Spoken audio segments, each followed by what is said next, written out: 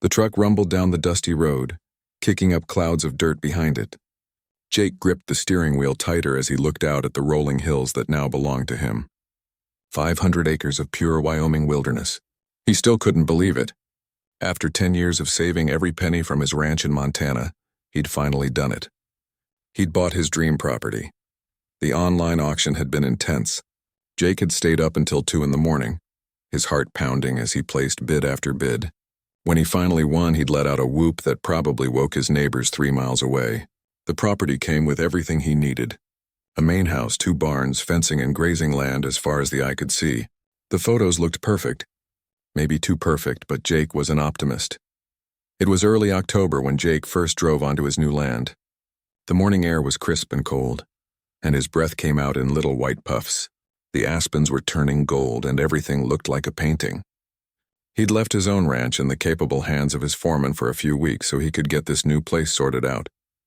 The main house came into view as he rounded a bend. It was older than he'd expected, probably built in the early 1900s, but solid. 2 stories, white paint peeling in places, a wraparound porch that had seen better days. But it had good bones, as his grandmother used to say. Jake could work with this. He parked his truck and sat for a moment, just taking it all in. This was really his, all of it. Then he noticed something odd.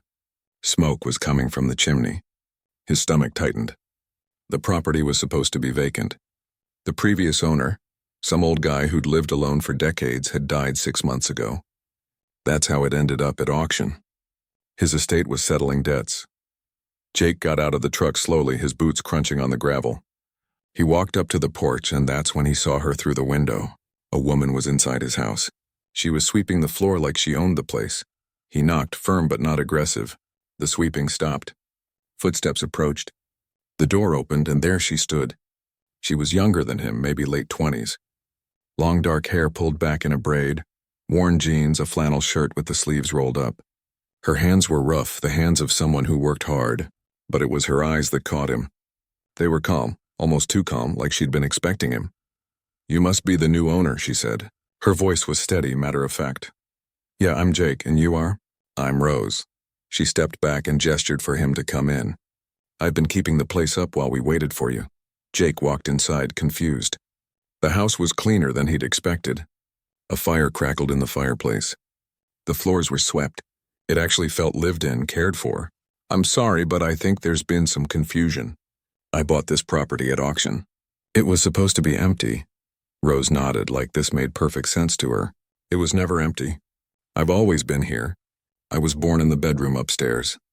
My mother was born here too, and her mother before that." "Okay, but the thing is, I own this land now. I have the deed and everything." Jake pulled out his folder of documents, feeling awkward. He didn't want to kick anyone out, but this was his property.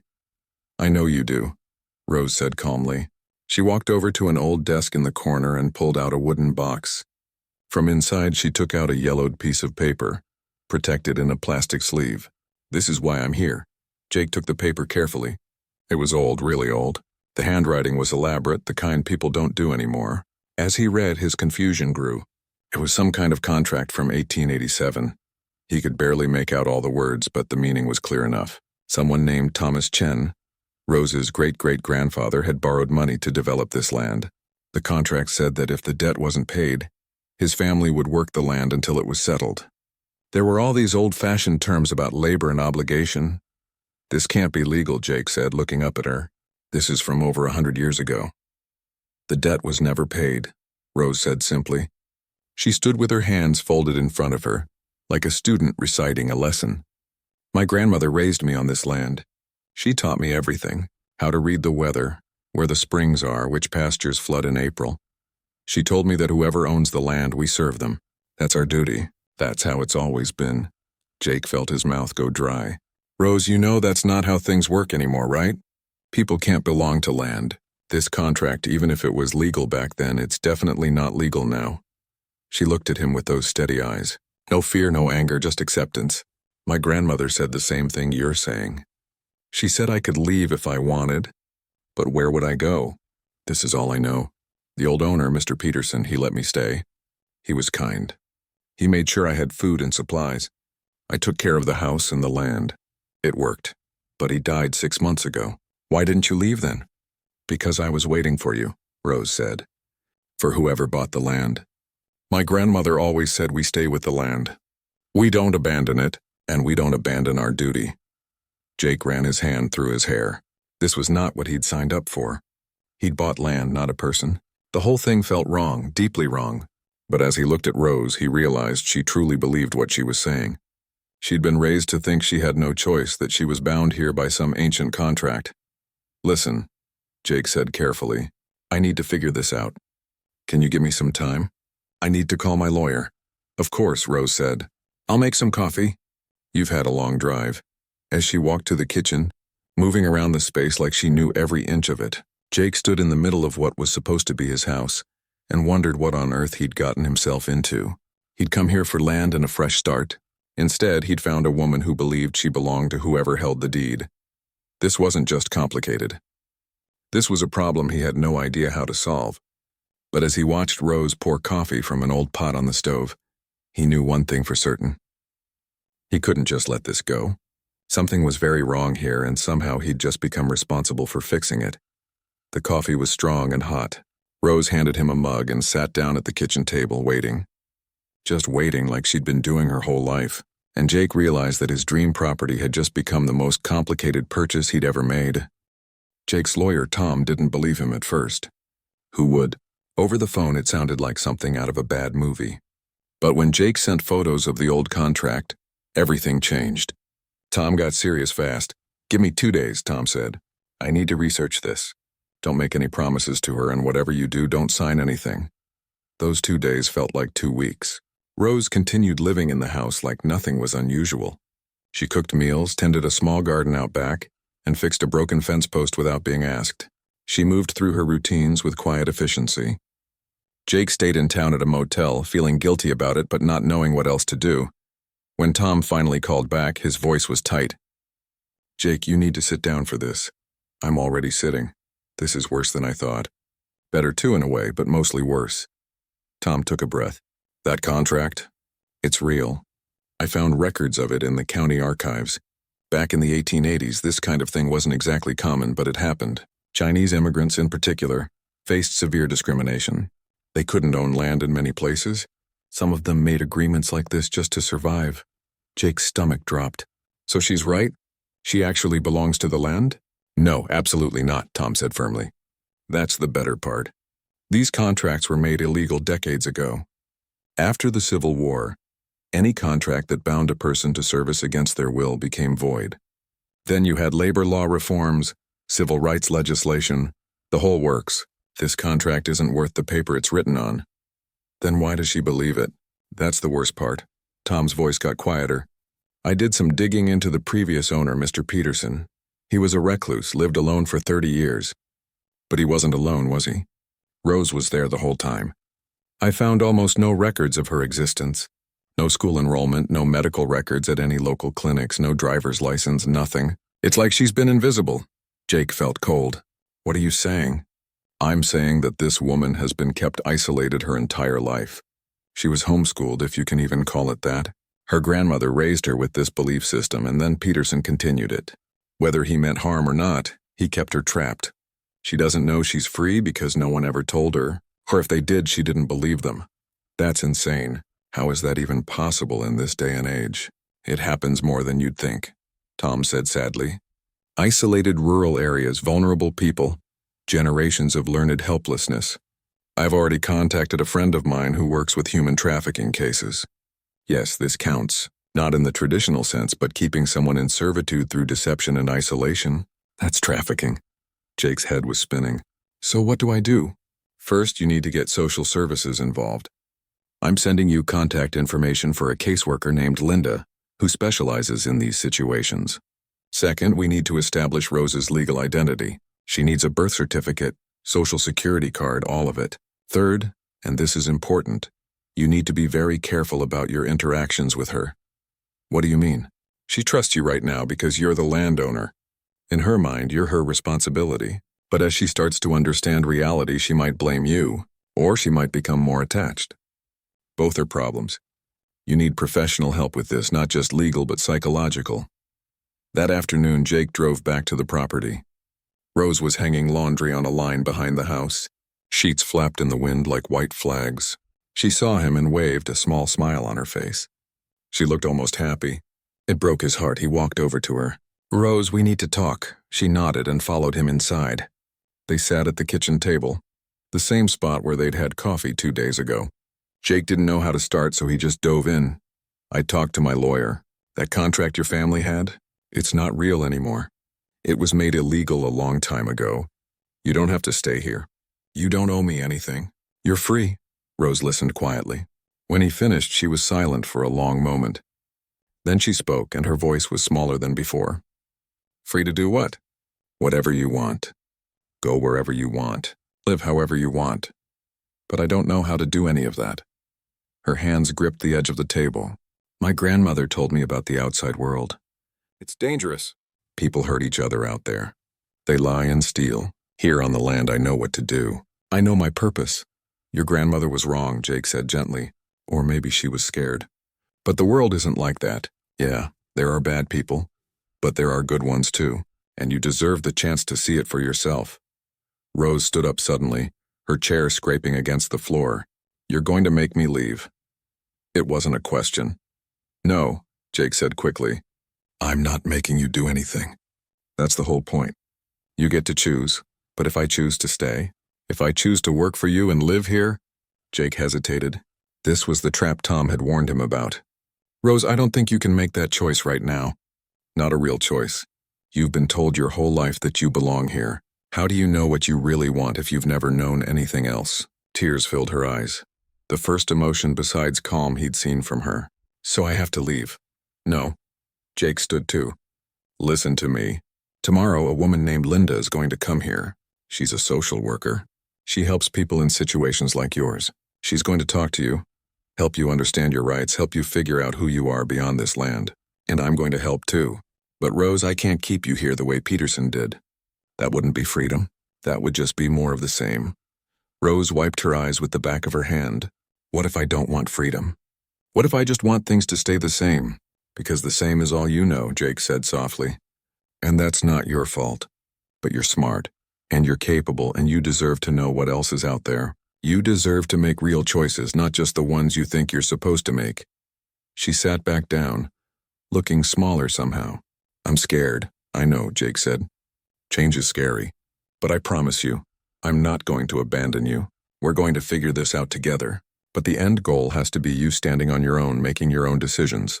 Okay?" Rose nodded slowly, but Jake could see she didn't really believe him. Not yet. The conditioning ran too deep. Decades of being told she belonged to the land, that her purpose was to serve whoever owned it, couldn't be undone with one conversation. That night, Jake stayed in the spare room instead of the motel. He wanted Rose to feel safe, not alone. But as he lay in bed staring at the ceiling, he wondered what he'd gotten himself into. He'd bought land. Simple as that. But nothing about this situation was simple. Downstairs, he could hear Rose moving around. Was she packing? Planning to run? He didn't know. All he knew was that tomorrow, when Linda arrived, things were going to get even more complicated. Because convincing someone they're free when they've spent their whole life believing the opposite? That wasn't going to be easy. But looking at that old contract, at those words written over 100 years ago by someone desperate enough to sign away his family's future, Jake knew he had to try. Rose deserved better than to spend her life paying for a debt that was never really hers to pay. Linda arrived exactly at 10 in the morning, driving a modest sedan that looked out of place on the rural property.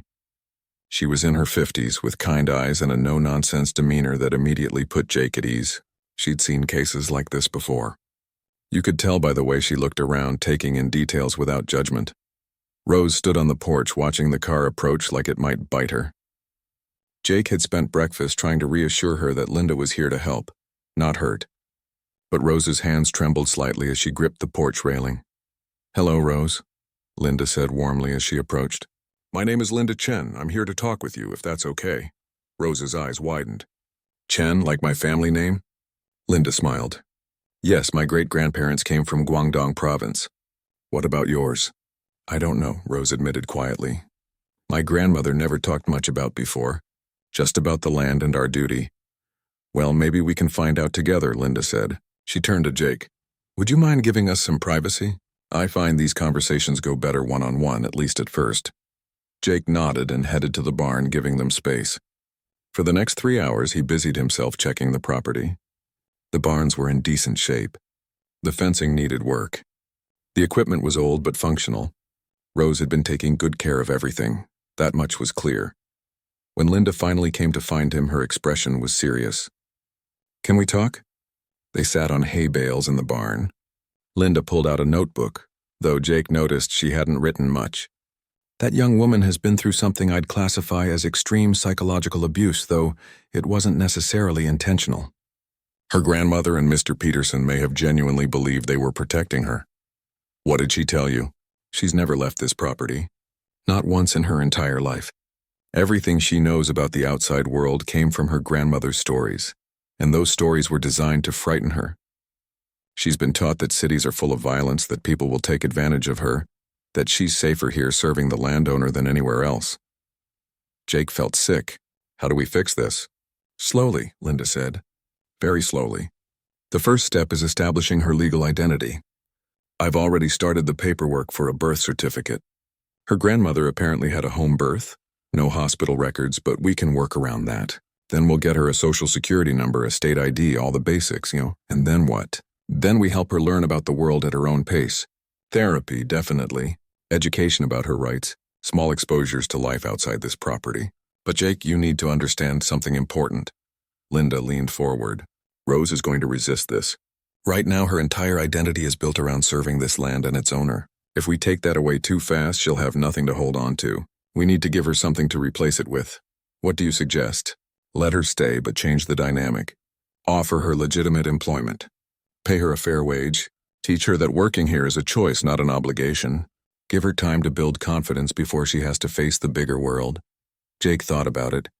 Won't that just reinforce the same pattern? Not if we do it right. The difference is choice and compensation. She needs to learn that her labor has value, that she has rights, that she can say no. Those lessons are easier to learn in a familiar environment than being thrown into the deep end. Over the next week, Linda visited every other day. Slowly, Rose began to open up. She talked about her childhood, about long days working the land with her grandmother, about Mr. Peterson's quiet presence in her life. He'd never hurt her, she insisted. He'd been kind in his own way, but he'd also never told her she could leave. Jake drew up an employment contract with Tom's help. It laid out fair wages, reasonable hours, days off, and benefits. When he presented it to Rose, she stared at it like it was written in a foreign language. This says I get 2 days off every week, she said, confused. That's normal, Jake explained. Everyone needs rest. But what will I do with 2 days off? The animals still need tending. I'll handle it. Or we'll hire someone else to help. Rose, this is part of learning to live differently. You're allowed to rest. You're allowed to have time for yourself. She signed the contract with shaking hands, though Jake wasn't sure she really understood it. But it was a start. The first paycheck was another revelation. When Jake handed her the check, Rose just looked at it. What's this? Your wages. For 2 weeks of work. You can deposit it in a bank account once we get you set up with one. You're paying me money to live here and take care of the land? Yes, that's what employment means. You work, you get paid. You can use that money for whatever you want. Rose sat down heavily on the porch steps, clutching the check. Whatever I want, she repeated softly, like testing out foreign words. But not everything went smoothly. One evening, about 3 weeks after Linda's first visit, Jake found Rose crying in the garden. Not quiet tears, but deep, wrenching sobs that shook her whole body. Rose, what's wrong? She looked up at him, her face streaked with dirt and tears. I don't know who I am anymore. My whole life I knew my purpose. I knew what I was supposed to do. Now you're telling me all of that was wrong, that I was lied to, that nothing I believed was true. So who am I? What am I supposed to be? Jake sat down next to her in the dirt. You're Rose. You're someone who knows more about this land than anyone I've ever met. You're strong and smart and capable. And yeah, you were lied to. But that doesn't mean everything was wrong. Your skills are real. Your knowledge is real. What changes is that now you get to decide what to do with all of that. But I don't know how to decide, she whispered. I've never had to before. Then we'll learn together. Small decisions first. What do you want for dinner tonight? What color do you want to paint your room? Do you want to keep working with the garden or try something new? Little choices that build up to bigger ones. Rose wiped her eyes. What if I make the wrong choice? Then you make a different choice next time. That's how everyone learns. They sat there in the garden as the sun set, painting the sky in shades of orange and pink. Rose watched the sunset like she'd never seen one before. Maybe, in a way, she hadn't. She'd seen the sun go down thousands of times, but always with the weight of obligation on her shoulders. This was the first time she'd watched it as someone who could choose to sit and watch or walk away. Jake, she said quietly. Yeah? Thank you for not sending me away. I know I'm complicated. I know this whole situation is strange. Rose, you're not complicated. The situation is complicated, but you're just someone who deserves better than what you've had, and we're going to make sure you get it. She nodded, and for the first time since he'd met her, Jake saw something new in her eyes. Not acceptance of servitude, not fear of the world, but something else. Maybe it was hope. Or maybe it was just the first tiny spark of curiosity about what life could be beyond the boundaries of this property. Either way, it was a start. And sometimes starts are all you need to begin breaking chains that have held tight for generations. 2 months had passed since Jake first arrived on the property. The landscape had changed from autumn gold to winter white, and with the season, Rose was changing too. Slowly, cautiously, but undeniably, the guest house had become her space. It was small, just 2 rooms and a bathroom, but it was hers. Jake had it cleaned up and made sure it was properly heated before the first snow fell. Rose had been nervous about living separately from the main house at first. What if something happens at night? She'd asked. What if you need me? Then I'll knock on your door like any boss would, Jake had said. But Rose, the nighttime is yours. You don't have to be on call 24 hours a day. That's not how this works. It took her a week to actually sleep through the night without getting up to check on things. Old habits died hard. The real breakthrough came with the journals. While going through the property's old shed, Jake had discovered boxes of notebooks. Dozens of them, maybe more than 100, all in Rose's careful handwriting. They dated back to when she was just a child. I kept records, Rose explained when he asked about them. My grandmother taught me. She said knowing the land meant documenting everything. When the first frost came, when the creek ran dry, when the elk migrated through. Every detail mattered. Jake sat in his kitchen one evening, reading through years of observations. Rose had been right. She knew this land better than anyone possibly could. She documented weather patterns, animal behaviors, plant growth cycles, and water sources with scientific precision. This wasn't just ranch work. This was serious ecological knowledge. Rose, he said the next morning, finding her in the barn. Can we talk about something? She looked up from mucking out a stall, immediately worried. Did I do something wrong? No, the opposite. I've been reading your journals. Do you realize how valuable this information is? She shrugged. It's just what I was taught to do. It's more than that. This is decades of environmental data, climate patterns, ecosystem changes, everything. I want to offer you a different position, not just general ranch work. I want you to be my land manager. Someone who oversees the property, makes decisions about how we use it, plans for the future. Rose's eyes widened. Make decisions? But that's your job. You're the owner, and I'm choosing to trust your expertise. You'll still answer to me ultimately, but day-to-day management, that's you. If you want it, she was quiet for a long moment. Can I think about it? Of course. Take all the time you need. 3 days later, Rose accepted. It was her first major decision, made entirely on her own.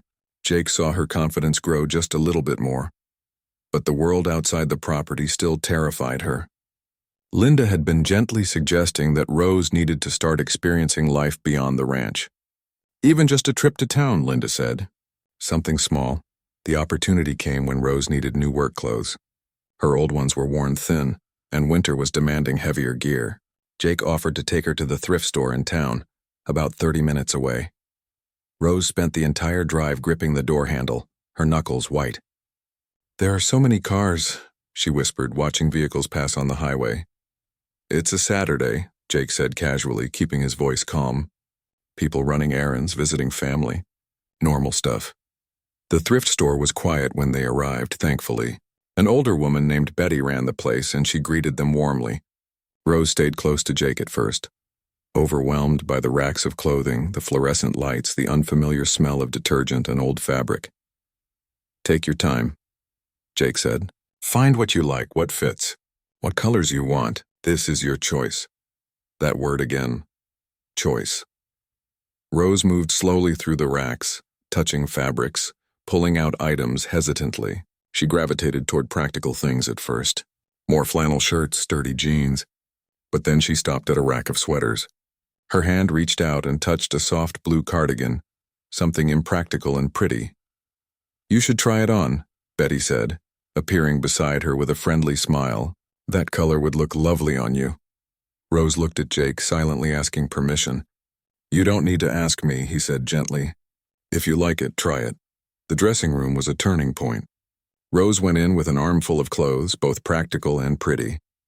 Jake waited outside, looking at some work boots, trying to give her space. After about 10 minutes, he heard a sound. Crying. He knocked softly. Rose, you okay? I don't know what to choose, came her muffled voice. Everything fits. Everything looks fine. But I don't know what I'm supposed to pick.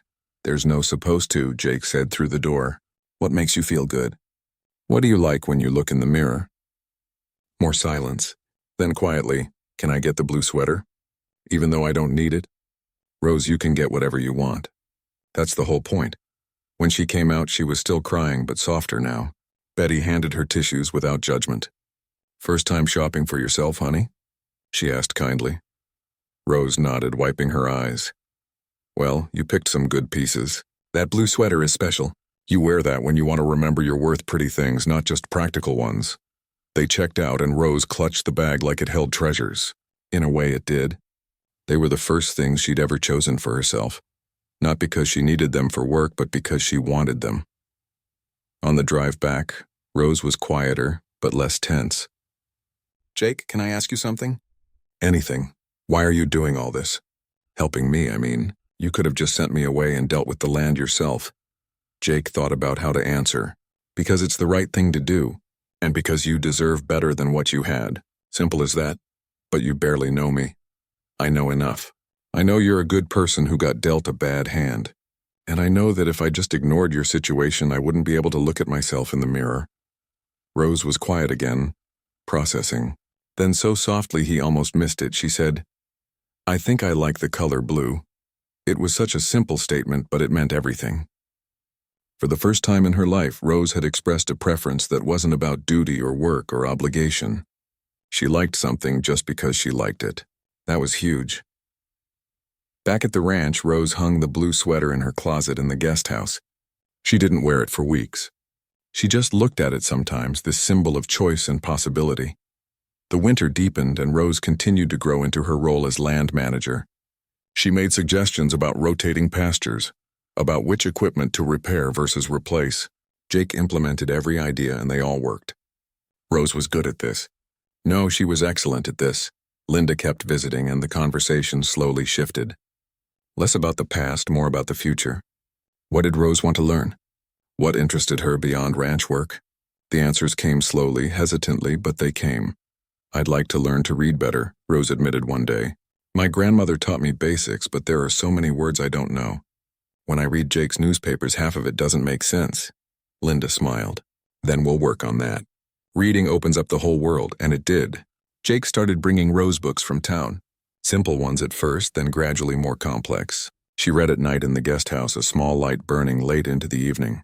Every book was a window into a life she'd never imagined. One morning in late January, Jake found Rose outside before dawn, watching the sunrise. She was wearing the blue sweater over her work clothes. Couldn't sleep? He asked, joining her. Didn't want to miss this, she said. I've seen 1,000 sunrises from this spot. But today I wanted to see it differently. How so? As someone who chose to be here, not someone who had to be. They stood together in comfortable silence as the sun painted the snowy landscape in shades of pink and gold. And Jake realized that Rose wasn't just surviving anymore. She was beginning to live. The chains were breaking link by link, and underneath them was someone remarkable. Spring arrived with mud and melting snow, and with it came unexpected trouble. Jake was in the barn repairing tack when he heard the crunch of tires on gravel. He looked out to see a beat-up truck pulling into the yard, 3 men inside. Something about the way they moved as they got out made Jake uneasy. Rose came out of the equipment shed and froze when she saw them. Her face went pale. Jake had never seen her look frightened before, but she did now. "Rose," one of the men called out, his voice falsely cheerful. He was in his 40s, heavy-set, with a scraggly beard and eyes that didn't match his smile. "Long time no see, cousin." Jake walked over quickly, positioning himself slightly in front of Rose. "Can I help you, gentlemen?" The spokesman looked Jake up and down. "You must be the new owner. Heard someone finally bought the place after old Peterson kicked it. I'm Ray Chen, this is my brother Dean and our cousin Carlos. We're Rose's family. Family that never visits," Rose said quietly, finding her voice. Ray laughed, but it wasn't a pleasant sound. "Now that's not fair. We've been checking on you for years. Making sure you're okay out here all alone." He turned to Jake. "You taking good care of our girl?" "Rose is an adult and my employee," Jake said evenly. "And unless she wants you here, I'm going to have to ask you to leave." Dean, the younger brother, stepped forward. He was thinner than Ray, but meaner looking. "Employee? That's a good one. Rose doesn't get employed. She's bound to this land, same as her mama and grandma before her. That's how it works." "That's not how anything works," Jake said, his voice hardening. "Times have changed, have they?" Ray pulled out a folded paper from his jacket. "Because we've got documentation that says Rose's family owes us money. Quite a bit of it, actually. Debts that need to be settled." Rose made a small sound of distress. Jake glanced at her. "Is this true?" "They come every few months," Rose said, her voice shaking. "They take things. Tools, equipment, whatever Mr. Peterson left around. They said it was payment for family debts. I thought I had to let them." Jake felt anger rising in his chest. "Let me see that paper." Ray handed it over with a smirk. Jake scanned it quickly. It was nonsense. A handwritten note claiming Rose's grandmother had borrowed $5,000 in 1998 with interest accruing. It wasn't notarized, wasn't witnessed, wasn't worth anything legally. "This is fake," Jake said, handing it back. "That's a serious accusation." Carlos spoke up for the first time. He was quiet, but his eyes were calculating. "We've been patient with Rose, but now that there's a new owner, maybe it's time to settle accounts properly. We'll take Rose off your hands, let her work off the debt with us." "Absolutely not," Jake said flatly. Ray's smile disappeared. "Look, friend, I don't think you understand the situation. Rose belongs to this land and her labor comes with it. Peterson understood that. He let us collect what we were owed. You need to do the same, or what?" The three men exchanged glances. Dean cracked his knuckles. "Or maybe we need to have a more serious conversation about respecting family obligations." Jake pulled out his phone. "Here's what's going to happen. You're going to get in your truck and leave. Right now. And if you ever come back, I'm calling the sheriff. This," he waved the fake paper, "is attempted fraud. What you've been doing to Rose is exploitation. And if you think I'm going to just hand her over, you don't know who you're dealing with." Ray's face darkened. "You're making a mistake, and no, I'm not." "Rose, go inside." "Jake," Rose started. "Inside, now." His tone left no room for argument. Rose hurried toward the house, looking back once before disappearing through the door. The three men stood there, tension crackling in the air. For a moment, Jake thought it might turn physical. He wasn't a small man and he'd handled confrontations before, but 3 against 1 wasn't great odds. Then Carlos put a hand on Ray's shoulder. "Come on, this isn't worth it today." "But this isn't over," he said to Jake. "Rose knows where she belongs. She'll figure it out eventually." They got back in their truck and drove off, kicking up gravel and dust. Jake stood there until he couldn't see them anymore, his heart pounding. Then he went inside to find Rose. She was sitting at the kitchen table, shaking. "I'm sorry. I should have told you about them. I thought if I just gave them what they wanted, they'd leave me alone." "How long has this been going on?" "Years, since before my grandmother died. They started coming around saying we owed them money. Grandmother would give them things to make them go away. After she died, Mr. Peterson did the same. It was easier than fighting." Jake sat down across from her. "Rose, they've been stealing from you. That debt isn't real, and even if it was, you can't inherit someone else's debt like that. It's illegal. But they're family. Family doesn't do this to each other. Real family doesn't exploit and threaten. They've been taking advantage of your situation, of the fact that you didn't know better. But that ends now." The next morning, Jake called his lawyer Tom and explained everything. Tom immediately connected him with a friend at the local sheriff's department. By that afternoon, Jake had filed a formal report and obtained a restraining order against Ray, Dean, and Carlos. They were not to come within 500 feet of the property. Linda came by that evening to check on Rose. "How are you feeling about all this?" Rose wrapped her hands around a mug of tea. "Scared. They told me for so long that I owed them, that if I ever tried to leave or get help, they'd make sure I got in trouble for not paying the family debt. They said I'd go to jail." "That was a lie," Linda said firmly. "They were controlling you through fear. That's what abusers do. But Jake did the right thing. You're protected now. What if they come back? Then they get arrested," Jake said from the doorway. "I've also installed some security cameras around the property. If they show up, we'll know immediately." Over the next few weeks, Rose remained jumpy. Every car that passed on the distant road made her tense. She started checking over her shoulder constantly. One night, Jake heard her crying in the guest house. He knocked gently. "Rose, you okay?" She opened the door, her eyes red. "I'm sorry. I just keep thinking about what Ray said. That I'll figure out where I belong. What if he's right? What if this is all too hard and I'm supposed to just accept my place?" "Rose, listen to me." Jake stepped inside. "Those men spent years making you believe you were worthless, that you owed them something, that you had no choice. That was all designed to keep you under their control. You're breaking free of that, and it's scary, but you're doing it. Every day you make a choice to stay here because you want to, not because you have to. You're proving them wrong. But what if I'm not strong enough? You are. You've survived this long under terrible circumstances. You're one of the strongest people I know. You just don't see it yet." Rose wiped her eyes. "They made me feel so small, I know. But you're not small. You're growing. And every day you're getting bigger and stronger. They don't have power over you anymore. We took it away." It took time, but gradually Rose's jumpiness eased. The men didn't come back, at least not where anyone could see them. The restraining order held, and slowly Rose began to believe that maybe, just maybe, she was truly free from them.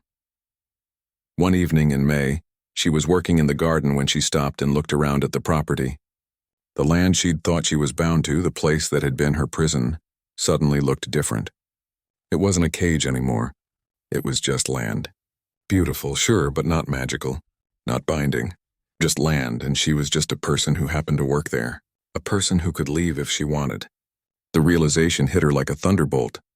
She could leave, right now if she chose to. Nothing was stopping her except her own decision to stay. For the first time in her life, Rose understood the difference. She was here by choice, and that changed everything.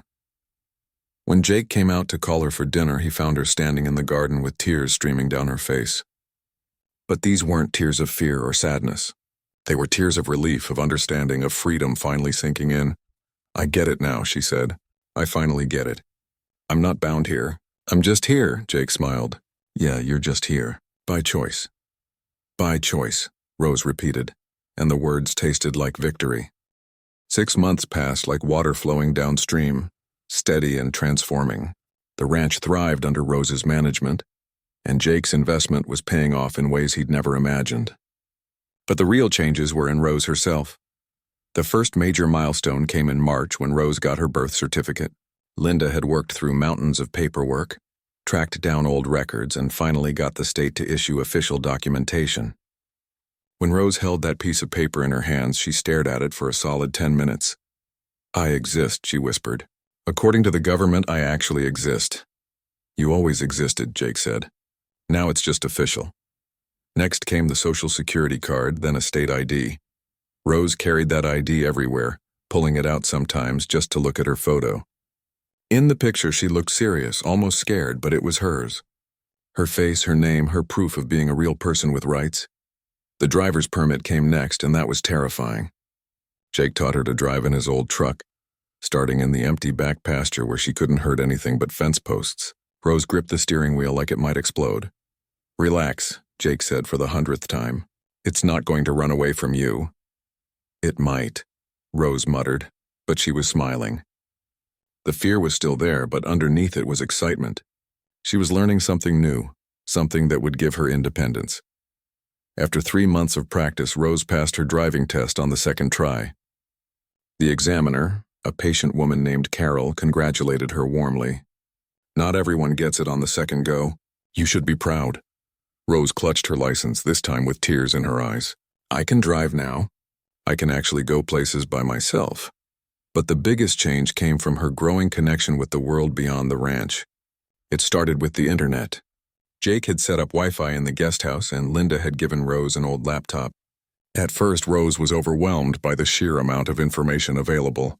She'd spend hours just reading, discovering, learning about things she'd never imagined.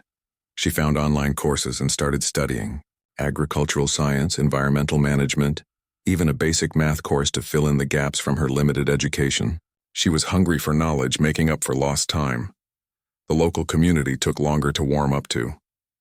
Small towns have long memories and quick gossips, and the story of the strange woman at the Wellington Ranch had spread. People talked. They speculated.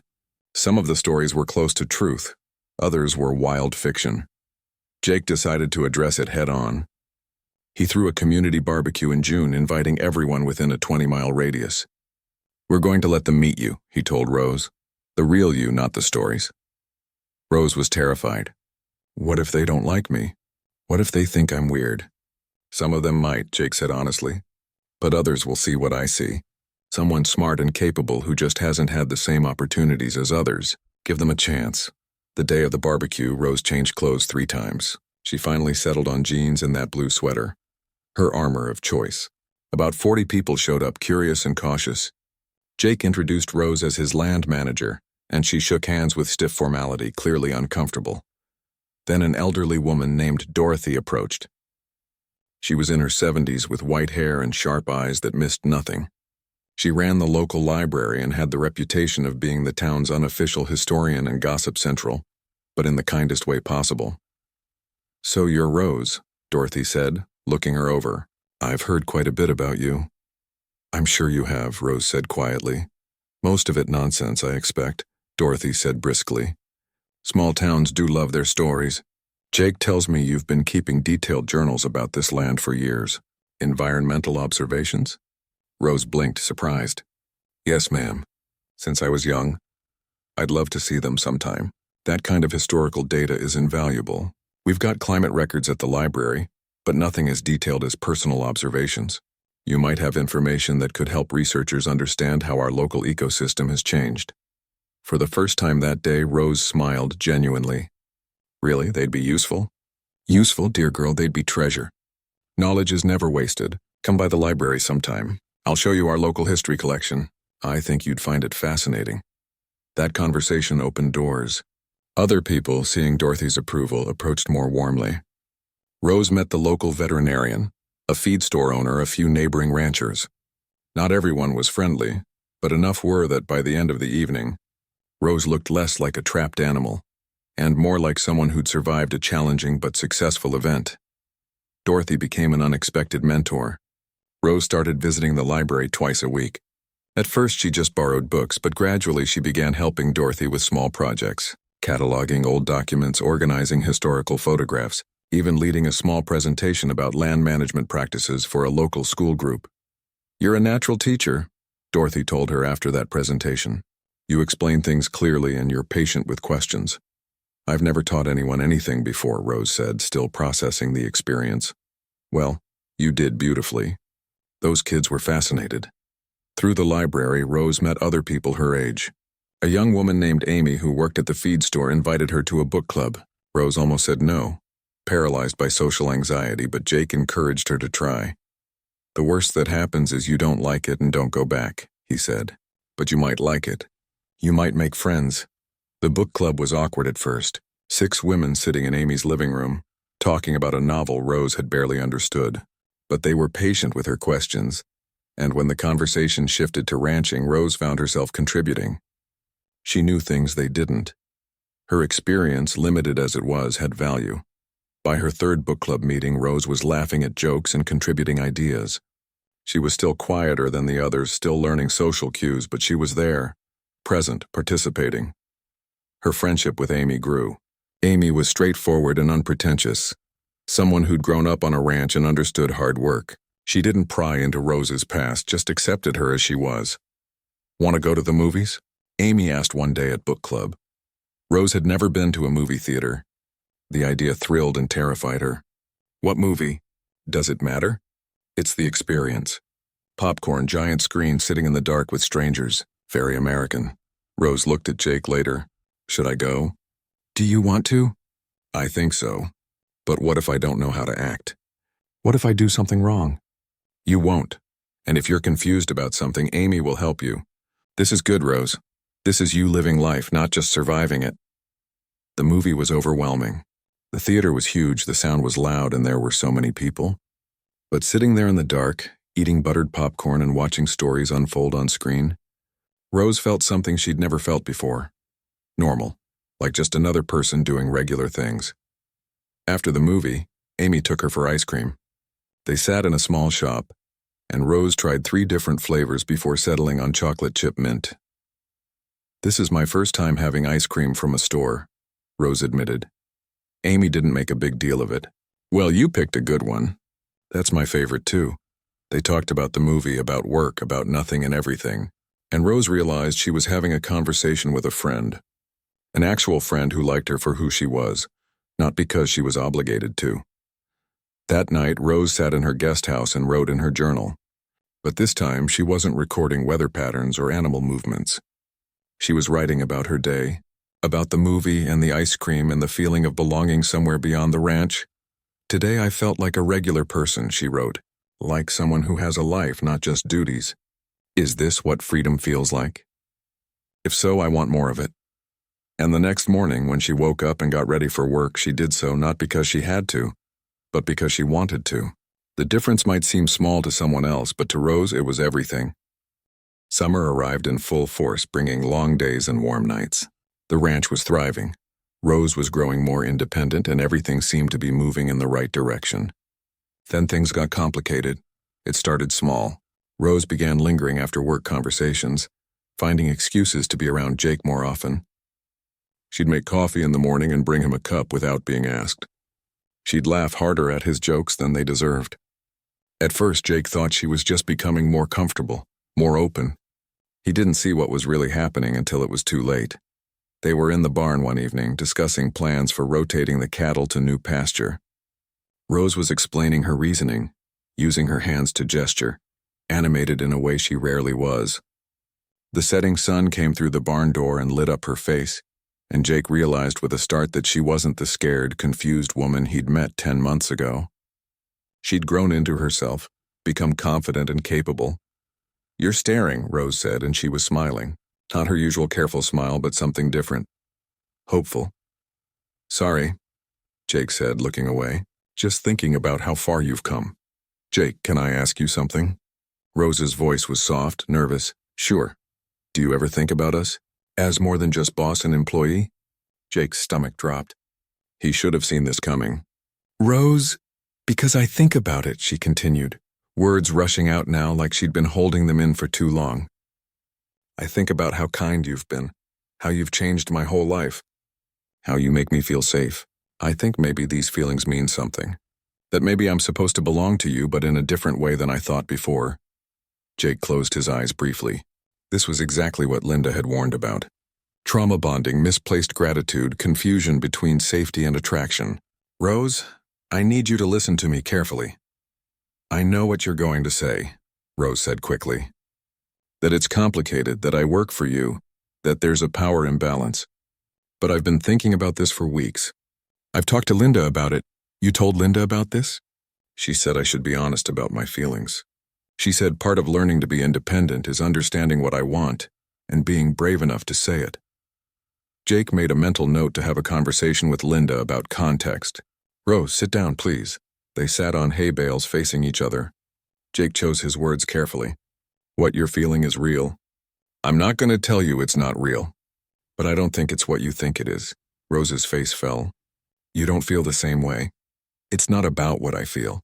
It's about what's healthy for you right now. Rose, 10 months ago, you thought you belonged to whoever owned this land. You thought you had no choice, no freedom, no value beyond service. I've been the one constant in your journey away from that. I've represented safety and protection and a new way of living. So you're saying I'm just confused? I'm saying that what you might be feeling is gratitude and safety, and those are powerful emotions. But they're not the same as genuine attraction or love. You've been dependent on me, looking to me for guidance and protection. Those are the conditions for trauma bonding, not healthy relationships." Rose stood up, her voice rising. You think I'm too stupid to know the difference? That I can't tell what I feel? No, I think you're incredibly smart. But I also think you haven't had enough experience with other people, other relationships to have perspective. Rose, have you ever had feelings for anyone else? Ever been attracted to someone before me? She was quiet. You haven't, have you? Because until now, you've barely interacted with people outside this property. I'm not special. I'm just the first person who treated you like a human being with rights. That's not a basis for a relationship. That's the bare minimum of human decency. So what am I supposed to do? Rose's voice cracked. Just ignore what I feel? No. But I want you to take time to discover who you are without defining yourself through me or anyone else. You've spent your whole life thinking your purpose was to serve others. Now you're trying to transfer that to a romantic relationship. But Rose, you are enough on your own. You don't need to belong to anyone. Tears streamed down her face. I thought you cared about me.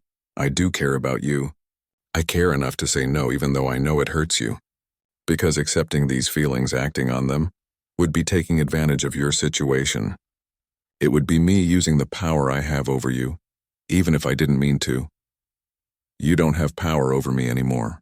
I have a job, money, independence. Oh, you live in a guest house on property I own. You work for me. Your entire life is still connected to me. There's no way for this to be equal right now. Maybe someday. If you build a life that's completely separate from mine, if you have relationships with other people and experience the world beyond this ranch, then things might be different. But right now, this would be wrong. Rose wiped her eyes angrily. So you want me to leave? No, I want you to grow. I want you to have options and choices that aren't about me. Rose, you deserve to know what you really want, not just what you think you should want. The conversation ended badly. Rose left the barn without another word. For the next few days, she was professional but distant. She did her work, took care of the land, but avoided Jake whenever possible. He gave her space, but it hurt. He'd come to care about her, just not in the way she wanted. Linda came by 3 days later. She found Jake on the porch looking miserable. Rose told me what happened, Linda said, sitting down beside him. She misunderstood what you said about being honest about feelings. I know. We've talked about it. But Jake, you handled it exactly right. I'm proud of you. It doesn't feel right. She's hurt and it's my fault. No, it's not. This was always going to happen. She was going to have to learn that not every feeling needs to be acted on, that rejection doesn't mean abandonment, that she can survive disappointment. These are lessons everyone needs to learn, but Rose is learning them late. What do I do now? Keep being consistent. Keep maintaining boundaries. Give her time and space. She'll work through this. But Linda also sat down with Rose. Whatever they talked about took 2 hours, and Rose came out red-eyed but calmer. Over the next week, she slowly started talking to Jake again. Brief conversations about work. Nothing personal. Then one evening, 2 weeks after the barn conversation, Rose knocked on the main house door. Jake opened it to find her standing there looking nervous but determined. Can we talk? She asked.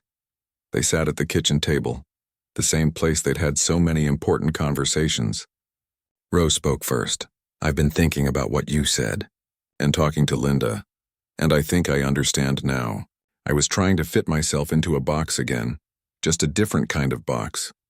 Instead of woman who serves the land, I was trying to be woman who belongs to the man who saved her. But that's still defining myself through someone else. Jake nodded, letting her continue.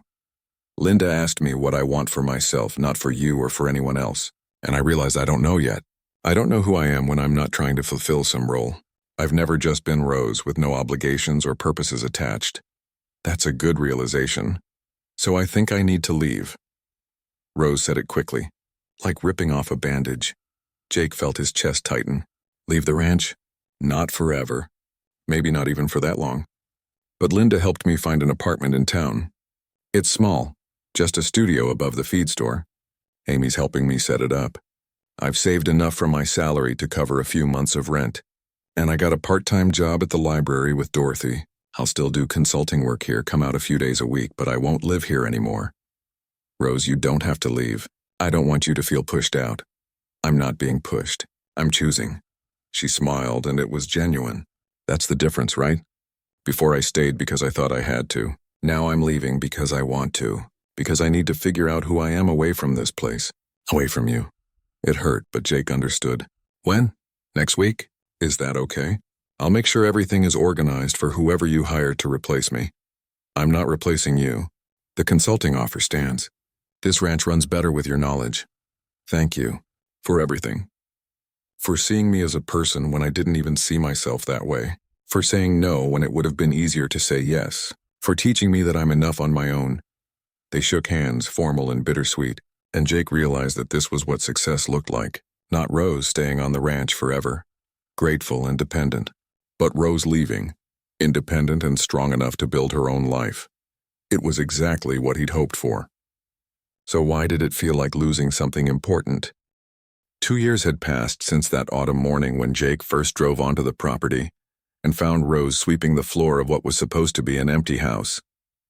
2 years of transformation, struggle, growth, and healing. Standing in the community college auditorium now, Jake barely recognized the woman walking across the stage. Rose wore a simple black dress and the blue cardigan she'd bought that first day at the thrift store. Her hair was still long but styled differently, more confident. When her name was called, she walked with her head high, no hesitation in her steps. The small crowd applauded as she received her certificate. She'd completed a 2-year program in agricultural science and environmental management, graduating with honors. Jake clapped louder than anyone, pride swelling in his chest. Linda sat beside him, dabbing her eyes with a tissue. Look at her, Linda whispered. Just look at what she's become. In the audience were others who'd become part of Rose's life. Dorothy from the library, Amy from the feed store, several book club members, and even a few classmates Rose had befriended. The community that had once been suspicious of the strange woman from the ranch now celebrated her achievements. After the ceremony, they gathered outside. Rose was surrounded by people offering congratulations, and she handled it with grace. She hugged Dorothy, laughed at something Amy said, and posed for photos with her study group. She was comfortable in her own skin now, comfortable with people in a way that would have been unimaginable 2 years ago. When she finally made it over to Jake and Linda, her smile was radiant. I did it. I actually did it. You sure did, Jake said. How does it feel? Like I earned something that's really mine. Not given to me, not owed to me. Mine because I worked for it. Later, a smaller group gathered at the local diner for celebratory pie. Rose sat between Amy and Dorothy, animated as she talked about her plans. She'd been offered a position with the county's Environmental Conservation Department, helping ranchers implement sustainable land management practices. It was perfect for her, combining her knowledge of traditional ranching with her new education. Are you going to take it? Dorothy asked. I am. It starts next month. I'll be traveling to different properties, consulting with landowners, using everything I learned growing up but in a new way, helping people instead of just serving them. Jake noticed she said it without bitterness. The past was just the past now, not a weight she carried everywhere. Over the 2 years, Rose's life had filled in ways none of them had expected. The studio apartment above the feed store had been her first step. Small, simple, but hers. She decorated it with thrift store finds and plants she grew herself. Every morning she woke up and made choices. What to wear, what to eat, where to go. Small decisions that added up to a life lived on her own terms. The library job with Dorothy had opened unexpected doors. Rose discovered she loved research and teaching.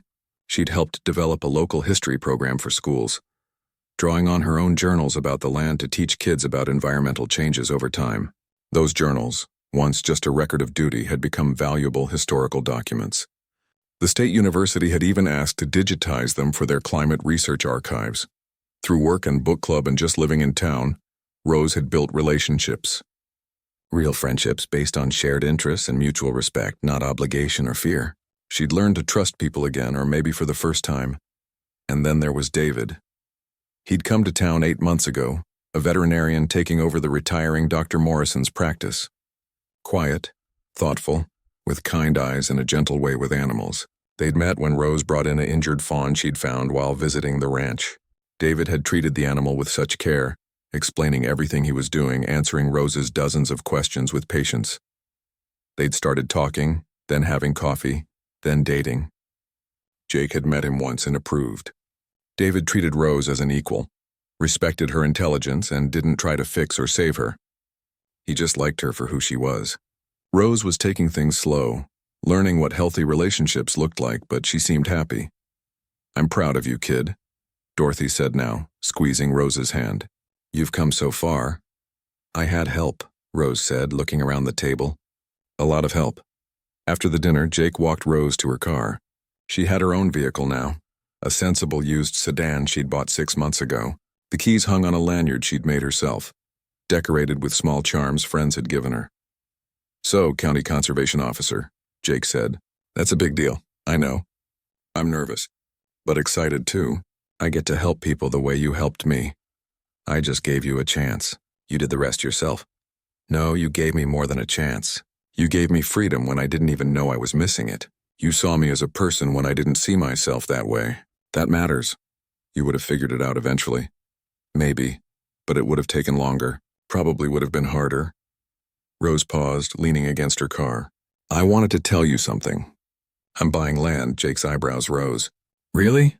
"Just 15 acres adjacent to your property. It went up for sale last month and I've been saving. The bank approved my loan last week. I'll close next month." "Rose, that's incredible. What are you going to do with it?" "Live there eventually. Build a small house.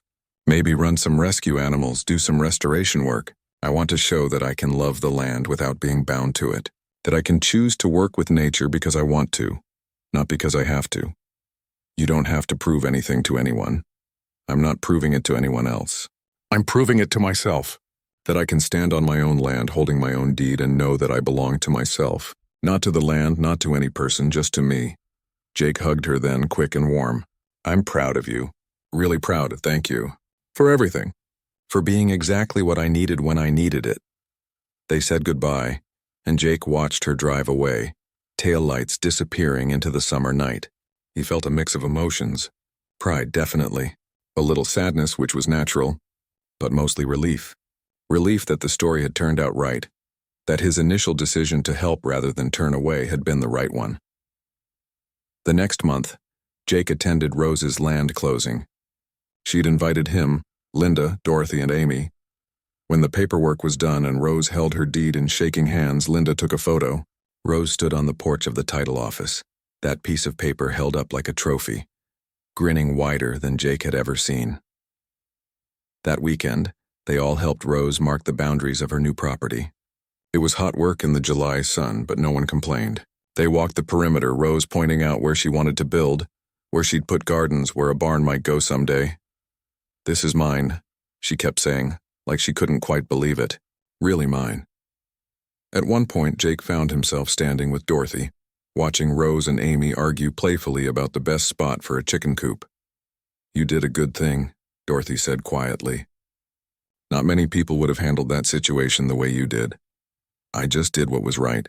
"Exactly. You easily could have taken advantage like others did, or you could have sent her away, made her someone else's problem. But you chose the hard path. You chose to help her find herself instead of making her dependent on you. That takes character." Jake didn't know what to say to that, so he just nodded.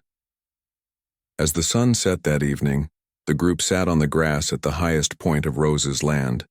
You could see for miles from there, rolling hills and distant mountains painted in sunset colors. Rose sat with her arms wrapped around her knees, quiet and contemplative. "What are you thinking?"